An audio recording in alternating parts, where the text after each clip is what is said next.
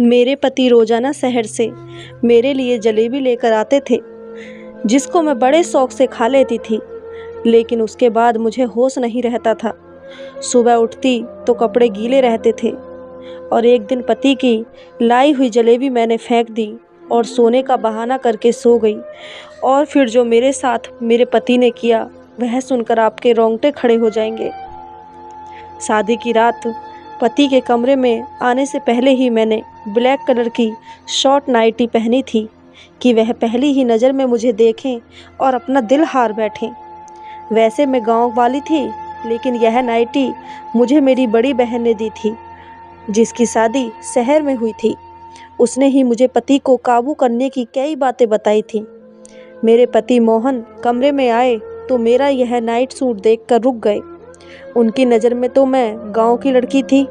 मोहन के सामने नाइटी पहनकर मुझे शर्म तो बहुत आ रही थी, लेकिन अब वह मेरे पति थे और मुझे उनका दिल जीतना था। मैंने हमेशा शादी को लेकर बहुत सपने बुने थे और आज की रात का न जाने कितनी बार सोचा था। मिलन की घड़ी जब सामने आई तो मेरा दिल बुरी तरह धड़क रहा था। मोहन मेरे करीब आए और मोहब्बत से मेरा हाथ थाम के कहने लगे कि तुम बहुत ही सुंदर हो। मोहन के ये शब्द में मुझे नई जिंदगी दे दी थी और मैं खुद को हवाओं में महसूस कर रही थी। मोहन ने अपनी जेब में हाथ डाला तो मुझे लगा कि वह मुझे मुंह दिखाई का गिफ्ट देंगे, लेकिन मोहन ने जेब से हाथ निकाला तो मैं हैरान रह गई। उनके हाथ में जलेबी का थैला था और मोहन ने खुद ही वह थैला खोला और कहने लगे कि शादी की रात सबसे पहले मैं तुम्हें अपने हाथ से मीठा खिलाऊंगा। मोहन की बात सुनकर मेरे होठों पर मुस्कुराहट आ गई। कह रहे थे कि मेरे लिए खासकर शहर से जलेबी बनवा कर लाए हैं। मोहन ने मोहब्बत भरे अंदाज से वह जलेबी मेरे मुंह में डाली तो मैंने भी खुशी खुशी खा ली। वह बहुत ही स्वादिष्ट थी। मोहन मेरी आंखों में आंखें डालकर मुझसे मोहब्बत भरी बातें करने लगे और मैं न जाने कैसे नींद में खोने लगी। थोड़ी देर बाद मुझे कुछ होश ही ना रहा। सुबह के वक्त मेरी आंख खुली तो घड़ी में पूरे 10 बज रहे थे। मेरे कपड़े गीले थे। मैं हैरान थी कि इस रात के इंतज़ार में मैंने एक एक पल गिनकर गुजारा था। उस रात में मैं कैसे सो गई। फिर मुझे मोहन का ख्याल आया। न जाने वह मेरे बारे में क्या सोच रहे होंगे। कपड़े कैसे गीले हुए थे। मोहन कमरे में नहीं थे। मैंने तुरंत ही अपने कपड़े बदले और नहा धोकर तैयार हो गई। मैं अपने बालों को सुलझा रही थी कि मोहन कमरे में आए। उनका मूड बहुत ज़्यादा बिगड़ा हुआ था। कोई बात नहीं की। मैंने उनसे बात करने की कोशिश की तो पूरी तरह गुस्सा हो चुके थे और यह बात मेरे लिए बर्दाश्त से बाहर थी। मैंने सोच लिया था कि किसी न किसी तरह मैं मोहन को मना कर रहूँगी। मोहन के जाने के बाद मेरी सास कमरे में आई तो मेरी आंखों में आंसू देखकर हैरानी से पूछने लगी कि क्या हुआ बहू। मैंने उन्हें बता दिया कि मैंने मोहन को नाराज़ कर दिया है। वो कहने लगी कि मैं अभी मोहन से बात करती हूँ, लेकिन मैंने हाथ पकड़कर अपनी सास को रोक लिया। उनसे कहा कि वह मोहन से कोई बात ना करें, वरना हमसे और नाराज़ हो जाएंगे। मेरी बात सुनकर वह खामोश हो गई और बोली, छोटी छोटी बातों को दिल पर ना लगाया करो। कुछ दिन मोहन के साथ रहोगी तो तुम उसकी आदत को अच्छी तरह समझ जाओगी। मैं उनकी बात सुनकर खुश हो गई थी। मैं अपने माँ बाप की लाडली होने के साथ साथ अपनी सास की भी बहुत लाडली थी। हालांकि बचपन से ही ख्वाहिश थी कि मेरी शादी उनके बेटे मोहन से हो, और जैसे ही मैं 15-16 साल की हुई तो वह मुझसे मिलने के लिए आई थी और जाते जाते मेरा मुंह मीठा करवा कर चली गई। मैं बहुत खुश थी क्योंकि वह मुझसे बहुत प्यार करती थी और इसलिए मेरे माँ बाप को भी इस रिश्ते पर कोई ऐतराज़ नहीं था। मोहन की शहर में अच्छी नौकरी थी। वह सुबह सवेरे शहर के लिए निकल जाता और रात को ही घर लौटता। उसकी कमाई से ही मेरी सास ने गांव में एक बड़ा सा घर बनवा लिया था। बहुत सालों से मेरी और मोहन की मुलाकात नहीं हुई थी क्योंकि वह ज़्यादा वक्त शहर में गुजारता था। घर लौटता तो हमारे गांव आने का उसके पास वक्त भी नहीं रहता था, लेकिन रिश्ता होने के बावजूद भी हमारे गांव मुझसे मिलने के लिए नहीं आया। इसी बात को लेकर मेरे दिल में अजीब सवाल उठने लगे थे। एक दिन मैंने अपनी सास से पूछा, क्योंकि मेरी सास मेरी माँ की सहेली थी तो मैं उनसे बिल्कुल शर्माती नहीं थी। एक दिन वह मिलने के लिए हमारे गांव आई तो मैंने बातों बातों में यह पूछा कि मोहन हमारे गांव क्यों नहीं आते। मेरी माँ के कान में ये बात पड़ी तो मम्मी ने मुझे एक थप्पड़ मारा और बोली, तुम्हें कहने में शर्म नहीं आती? अपने होने वाले पति के बारे में ऐसे बातें पूछते हैं। मैं बिलख कर रो रही थी। मेरी सास मुस्कुराते हुए कहने लगी कि क्यों नहीं, जैसे ही मोहन को वक्त मिलेगा ज़रूर आएगा। जब से उसे शहर की हवा लगी है वह बहुत ही कम बात करता है। अब पहले की तरह नहीं है, बल्कि गंभीर हो गया है। उनकी बात सुनकर मम्मी कहने लगी, जब लड़कों पर जिम्मेदारी पड़ती है तो इसी तरह गंभीर हो जाते हैं। एक मेरी बेटी को ही अक्ल नहीं आ रही है, मुंह उठाकर जो चाहे पूछ लेती है। मम्मी ने गुस्से में एक नज़र मेरे तरफ किया तो मैं वहाँ से उठकर अपने कमरे में आ गई। उनके जाने के बाद भी मम्मी ने मुझे हजारों बातें सुनाई। मम्मी पता नहीं क्या कुछ कह रही थी। मैं तो अपने ही ख्यालों में मग्न थी। मैं ये सोचकर खुश थी कि मेरा होने वाला पति भी हीरो की तरह शहरी बन गया है। मुझे शुरू से ही शहर में रहने का बहुत शौक था। उन्होंने शादी के लिए साल भर का वक्त दिया था और 1 साल का वक्त बस सपने बुनने में ही निकाल दिया मैंने। लेकिन मुझे क्या खबर थी, एक दिन मेरे सारे सपने मिट्टी का ढेर बन जाएंगे। कुछ दिन के बाद मेरी और मोहन की शादी बहुत सारे रस्मों रिवाजों के साथ धूमधाम से हुई थी। मैं मोहन के साथ विदा होकर उनके गांव चली आई। मेरी सास ने बहुत ही खुशी से वेलकम किया था, लेकिन शादी की रात सोने की वजह से मोहन बहुत ज़्यादा गुस्सा हो गए थे और पूरा दिन उनसे मुझसे कोई बात नहीं की। मैं सारा दिन बिन पानी की मछली की तरह उनके आगे पीछे तड़पती रही, लेकिन उसने एक नज़र भी मुझ पर न डाली। सारा वक्त घर की छत पर गुजारा और गांव में औरतों को छत पर जाना मना होता है, इसलिए मैं उनके पीछे भी ना जा सकी। रात के वक्त मोहन खुद ही कमरे में आए। मेरी आंखें रो रो कर सूज चुकी थीं। वह मेरे पास बैठकर कहने लगे कि मुझे माफ़ कर दो, मैं गुस्से में आ गया था। मैं तुम्हारे पास बैठा था और तुम इस कदर गहरी नींद सो गई थी कि मेरे उठाने पर भी ना उठी, इसलिए मैं गुस्सा हो गया था। मुझे पता था कि गलती मेरी है, इसलिए मैंने मोहन से खुद ही माफ़ी मांगी और कहा कि आगे से शिकायत का कोई मौका नहीं दूंगी। वह खुश हो गया और मेरे लंबे बालों की तारीफ़ करने लगा। मैं सोचने लगी, मोहन सारा दिन इस कदर नाराज़ होने के बाद अचानक उनका अंदाज इतना अच्छा कैसे हो गया था। मोहन ने एक बार फिर जलेबी निकाली और अपने हाथ से मेरे मुंह में डालकर कहने लगे कि जलेबी खाने से होठ रेड हो जाते हैं, तुम्हारे खूबसूरत होठ और ज़्यादा खूबसूरत हो जाएंगे। उनकी बातों से मोहब्बत की इस कदर मिठास थी कि मैं शर्मा गई। मोहन मेरे हाथ पकड़े और कुछ कह रहे थे, लेकिन मुझे कुछ होश ही न रहा और थोड़ी ही देर के बाद मैं दुनिया से दूर हो चुकी थी। एक बार फिर मेरी आँख खुली तो सुबह के 11 बज रहे थे। मेरे होश उड़ गए थे। मैं जान गई थी कि मोहन एक बार फिर गुस्सा हो चुके होंगे। अब मुझे समझ ही नहीं आ रहा था कि मुझे इस तरह गहरी नींद कैसे आ जाती है। मेरे कपड़े पूरी तरह गीले थे और मुझे ठंड लग रही थी। मैं जल्दी से नहाकर तैयार हो गई और कमरे से बाहर निकली तो कमरे के बाहर मेरे पति गुस्से में मेरी सास से कह रहे थे कि आपने ऐसी लड़की से मेरी शादी करा दी है जिसे सोने उठने की कोई समझ नहीं है। मैं कैसे इसके साथ सारी ज़िंदगी गुजार सकता हूँ। इसे ये भी मालूम नहीं कि गांव की औरतें सवेरे उठकर घर के कामकाज करती हैं। आप सुबह से उठकर घर का काम कर रही हैं और वह महारानी बनकर सो रही है। अगर ऐसा ही हाल रहा तो मैं ज़्यादा दिन तक आपकी चहीती बहू को अपने घर में बर्दाश्त नहीं कर सकता। मोहन के ये शब्द सुनकर मैं घबरा गई। मैं सोच भी नहीं सकती थी कि मेरे पति इतने सख्त होंगे। इससे आगे बातें सुनने की मुझ में हिम्मत नहीं थी। मैं चुपचाप से किचन में चली गई थी। मेरी सास सच में सुबह से कामकाज में लगी हुई थी, क्योंकि किचन भी पूरी तरह साफ था और दोपहर का खाना भी बन चुका था। मैं मोहन के साथ साथ अपनी सास की नज़रों में भी गिर रही थी। मुझे रह रहकर अपने आप पर गुस्सा आ रहा था। न जाने मुझे क्या हो गया था। मैं सारे घर का चक्कर लगाए तो वह पूरा घर काम कर चुकी थी और शायद इसी वजह से मोहन हद से ज़्यादा गुस्सा थे। वह फिर एक बार छत पर जा चुके थे, क्योंकि उन्हें अच्छी तरह पता था कि मैं उनके पीछे छत पर नहीं जा सकूंगी। मैं सारा दिन रोती रही। वह खुशी जिसके लिए मैंने साल भर इंतज़ार किया था, मैं अब तक उससे दूर थी। ना ही मोहन का साथ पूरी तरह नसीब हुआ था और ना ही उनके दिल में जगह बना सकी थी। और मोहन के शब्द ने मुझे अच्छी तरह ये बात बता दी थी कि अगर मैंने कोई गलती की तो वह मुझे घर से निकाल देंगे। मेरी गांव से बार बार मम्मी का फ़ोन आ रहा था। मम्मी कह रही थी कि 1 हफ्ते के लिए हमारे घर आकर रह जाओ।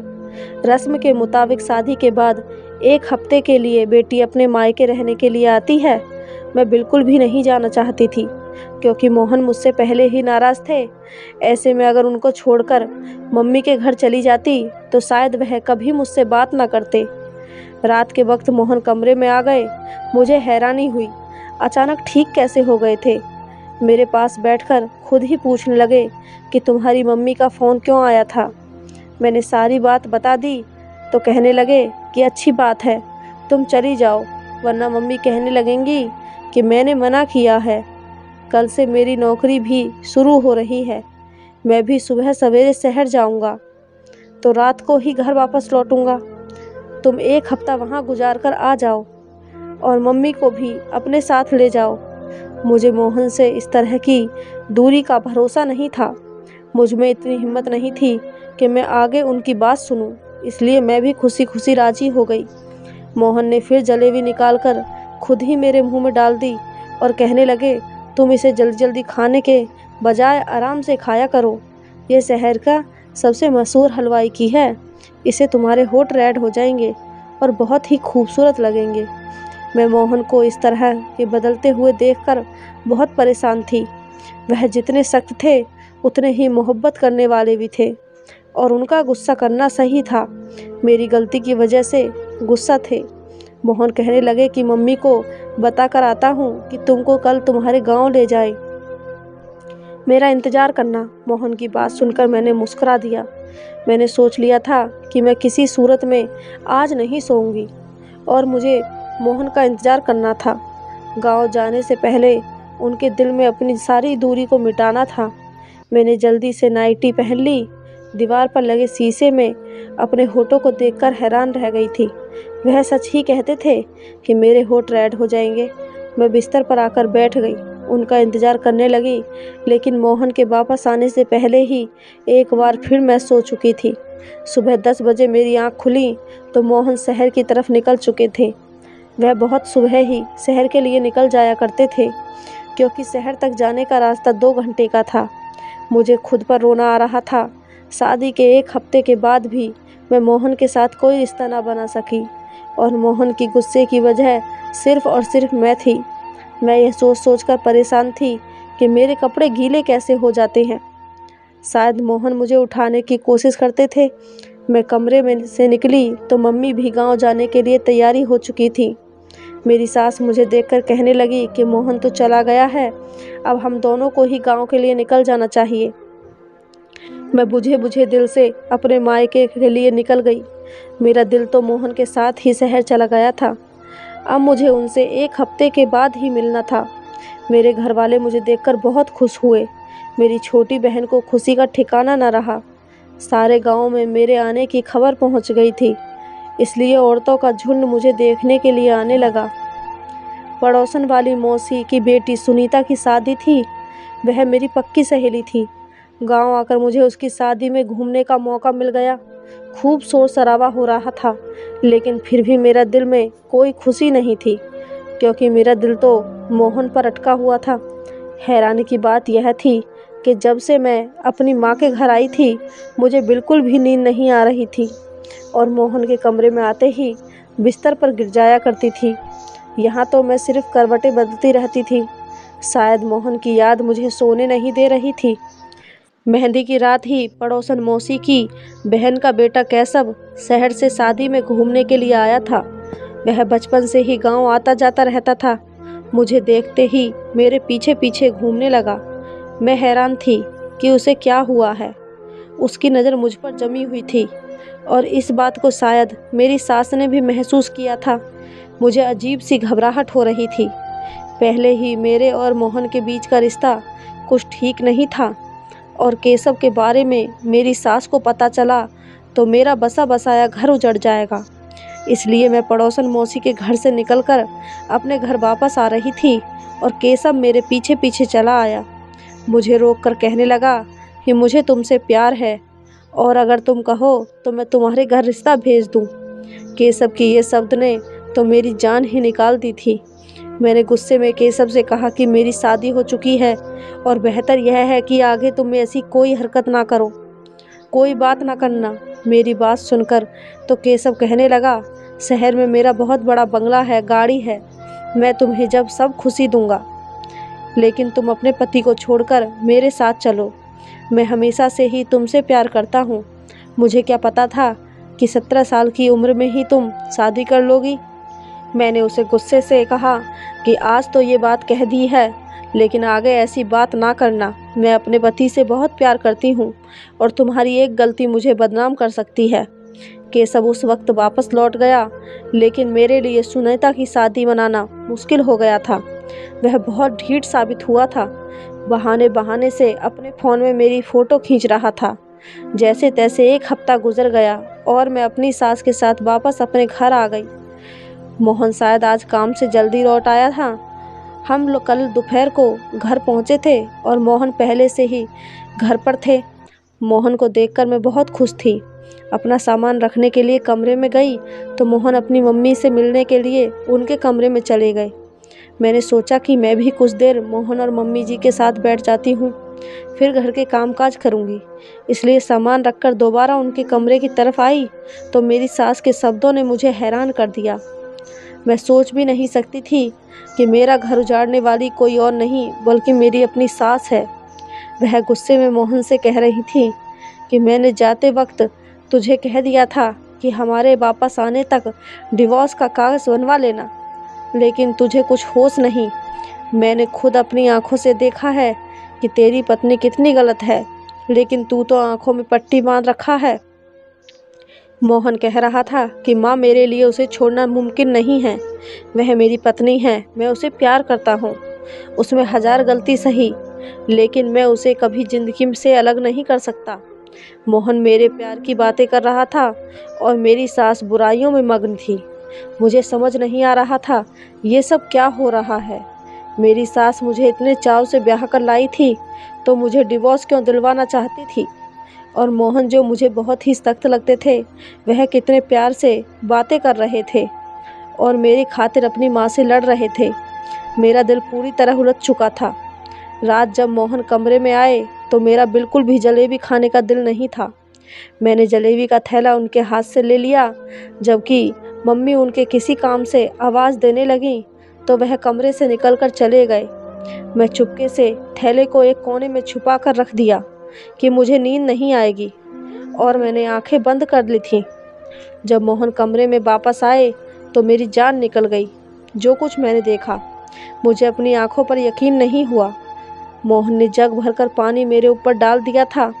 मैं आंखें नहीं खोली। आज मैं दूध का दूध और पानी का पानी करना चाहती थी। मोहन किसी को आवाज़ देकर कहने लगे कि अंदर आ जाओ, यह पूरी तरह बेहोश हो चुकी है। थोड़ी देर में एक खूबसूरत लड़की मेरे कमरे में चली आई। वह मेरे बिस्तर पर मोहन के साथ बैठ गई और वह दोनों जिस तरह एक साथ थे, मेरी जान निकाल गई। इससे ज़्यादा मुझ में बर्दाश्त की हिम्मत नहीं थी। ठंडे पानी से मेरा शरीर कांप रहा था। मैं उठकर बैठ गई।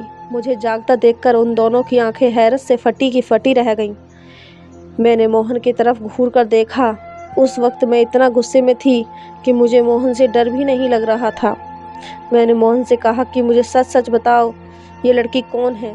जलेबी में ऐसा क्या था जो मैं अपनी होश खो बैठती थी? तुमने ये सब क्यों किया है और मुझे इतना बड़ा धोखा क्यों दे रहे हो? मैं सवाल पर सवाल पूछती चली गई और मेरे अंदर एक तूफान उठा था। मोहन सर झुकाए कहने लगा कि यह लड़की उनकी पत्नी है और उससे शादी करके 2 दिन पहले ही गांव में आए थे। वह कभी मुझसे शादी नहीं करना चाहते थे, लेकिन उनकी मम्मी ने ज़बरदस्ती उनका रिश्ता मुझसे करवा दिया। पत्नी का नाम सुनकर मेरे तो पैरों तले से ज़मीन निकल गई। मोहन कह रहे थे हमारी शादी रोकने के लिए 2 दिन पहले वह यह सोचकर सिया से शादी करके आ गए कि जब वह सिया को बहू बनाकर इस घर में लाएंगे तो उनकी मम्मी मुझसे शादी नहीं कराएंगी। लेकिन उनकी मम्मी ने उनकी एक न सुनी और उन्होंने मोहन पर दबाव डाला कि वह सिया को तलाक दे दे। मोहन सिया को छत वाले कमरे में रख दिए। क्योंकि गांव में औरतों को छत पर जाना मना था, इसलिए मोहन को यकीन था कि मैं कभी उनके पीछे छत पर नहीं जाऊंगी। मोहन जानबूझकर जलेबी में नशे की दवा मिलाते थे कि मैं सो जाऊं और हर रात मेरे ही कमरे में सिया के साथ वक्त गुजारें। सिया शादी से पहले शहर में नौकरी करती थी, इसलिए मम्मी को लगता था कि सिया इज्जतदार नहीं है और इसलिए मम्मी बार बार कहती थी कि मैं सिया को डिवोर्स दे दूं। सिया मेरा पहला प्यार है।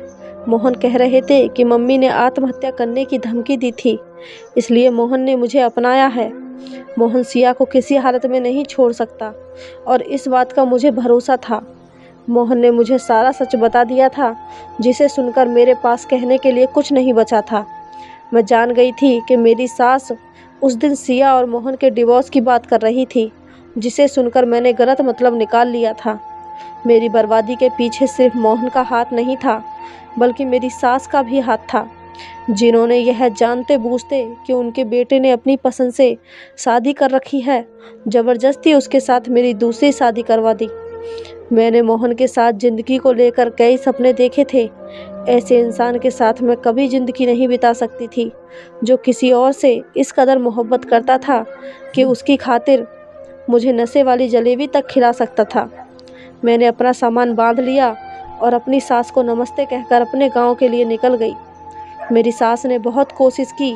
वह बार बार मुझे यकीन दिला रही थी कि मैं मोहन सिया को छोड़ देगा और मेरा हो जाएगा, लेकिन मैं कभी ऐसे इंसान के साथ गुजारा नहीं कर सकती थी जो मुझे मोहब्बत नहीं दे सकता था। मैंने अपने माँ बाप से कहकर मोहन से डिवोर्स ले लिया था। मैं अपने माँ बाप की लाडो रानी थी। वह मुझे खुद ही ऐसी किसी आग में नहीं झोंकना चाहते थे। पड़ोसन मौसी की वजह से केशव को खबर मिल गई थी कि मैं एक बार फिर अकेली हो गई हूँ, इसलिए केशव अपने घर वालों को भेजकर मुझे अपनाने की बात की थी। मैं अभी शादी नहीं करना चाहती थी, इसलिए मैंने साफ साफ इनकार कर दिया। मुझे अब आगे पढ़ना था और अपने पैरों पर खड़ा होना था। मेरी पढ़ाई के साथ ही मेरे पेपर भी ख़त्म हो गए थे। मैंने उसको दोबारा शुरू कर दिया था। हर शादी कामयाब हो यह ज़रूरी नहीं, लेकिन एक नाकाम शादी का मतलब यह नहीं कि इंसान नाकाम होता है। अपनी शादी की नाकामी के बाद मैं बहुत ज़्यादा कामयाब हो गई थी। पढ़ाई के मैदान में मैंने झंडे गाड़कर अपने गांव का नाम पूरे ज़िले में रोशन कर दिया था।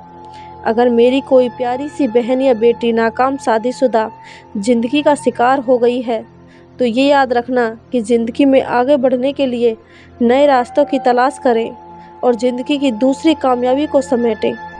आपको मेरी कहानी कैसी लगी कमेंट बॉक्स में ज़रूर बताएं और कहानी अच्छी लगी हो तो चैनल को सब्सक्राइब ज़रूर कर लें। धन्यवाद।